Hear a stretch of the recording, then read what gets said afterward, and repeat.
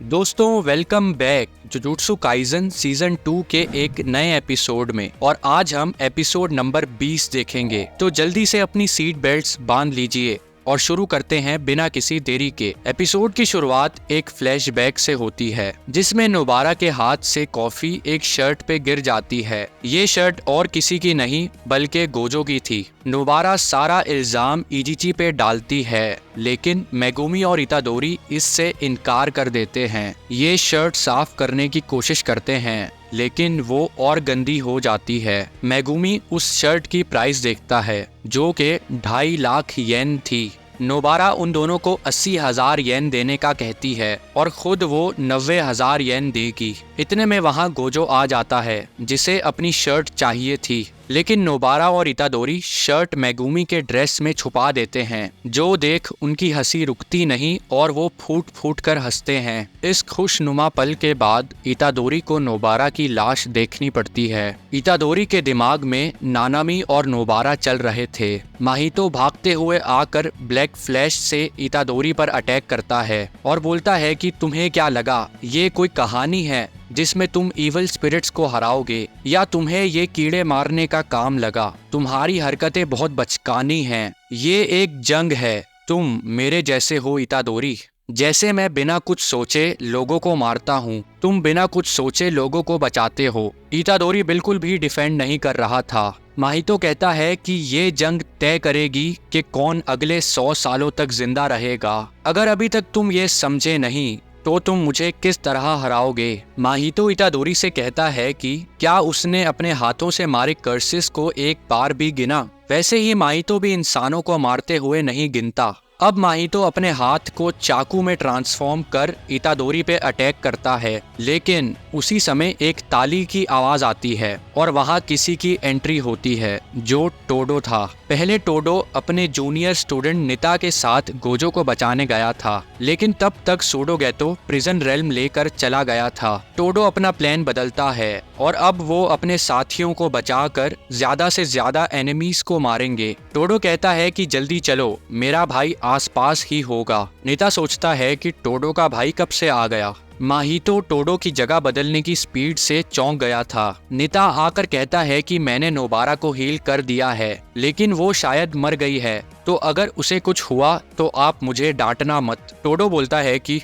बहुत हुआ, अब मेरे भाई को देखो। टोडो इतादोरी को उठने का बोलता है, लेकिन इतादोरी अब लड़ नहीं सकता क्योंकि सिर्फ नोबारा ही नहीं बल्कि नानामी भी मर गया था और सुकुना ने काफी लोगों को भी मार दिया। अब इतादोरी अंदर से पूरी तरह टूट गया था। वो बिल्कुल भी लड़ नहीं सकता। माहितो इतादोरी पर अटैक करने वाला था, मगर टोडो ताली बजाकर निता और माहितो की जगह बदल देता है और उसे जोरदार लात मारता है। इससे पहले माहितो निता से टकराता टोडो फिर जगह बदल देता है। माहितो को टोडो की टेक्निक बहुत पसंद आती है। टोडो इतादोरी से बोलता है कि भाई, तुम जैसे ताकतवर इंसान को कमजोर नहीं पड़ना चाहिए। तुम, मैं, नोबारा, नानामी, हम सब सॉर्सरर्स हैं। जब तक हम जिंदा हैं तब तक हमारे साथी हारे नहीं। अब समय किसी पनिशमेंट का नहीं, अब समय उन जिम्मेदारियों को पूरा करने का है जो हमारे साथियों ने हमें दी। हमारी सजा ये है कि हम अपने दोस्तों की इच्छा पूरी करेंगे। निता अपनी टेक्निक से इतादोरी को हील कर देता है। निता बताता है कि तुम्हारे जख्म अब बेहतर हैं।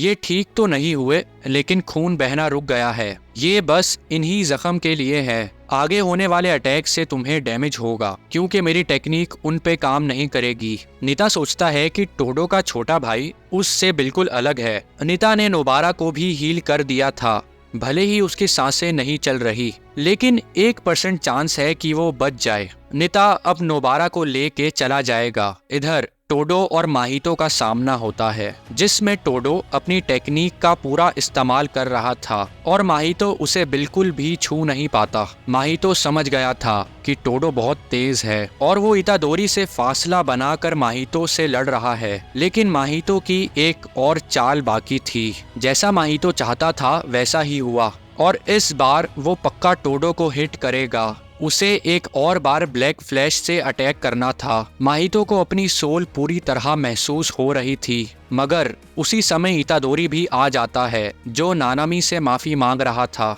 क्योंकि उसने अपने सेंस का बहाना बनाकर आसान रास्ता चुना। तो अब से वो नानामी के हिस्से का दर्द भी सहेगा। इतादोरी के ब्लैक फ्लैश से माहितो पीछे जाके गिरता है। दोनों भाई अब तैयार थे। सीन मेकामारू पे शिफ्ट होता है, जो मीवा से कहता है कि अब शिबुया में जाने का कोई फायदा नहीं, अब तक सब सेटल हो गया होगा। मीवा जानना चाहती थी कि क्यों सिर्फ टोडो और निता ही शिबुया गए हैं। मेकामारू कहता है कि 99% चांस है कि टोडो जिंदा रहे और निता भी बच जाएगा अगर वो टोडो के साथ रहे। मीवा पूछती है कि क्या मैं यूजलेस हूँ। मेकामारू बोलता है कि सवाल सिर्फ तुम्हारा नहीं बल्कि माई, केमो, मोमो और उताहिमे भी इस सिचुएशन में कुछ नहीं कर सकते। मीवा कहती है कि तुमने हमसे मदद इसलिए नहीं मांगी क्योंकि हम कमजोर हैं। मेकामारू बोलता है कि कमजोर तो मैं हूँ जो गलत रास्ते पर गया और मुझे अपनी गलती का एहसास भी नहीं हुआ। मेकामारू बताता है कि मैं सिर्फ एक लड़की की फिक्र करता था, बाकी दुनिया से मुझे कोई फर्क नहीं पड़ता,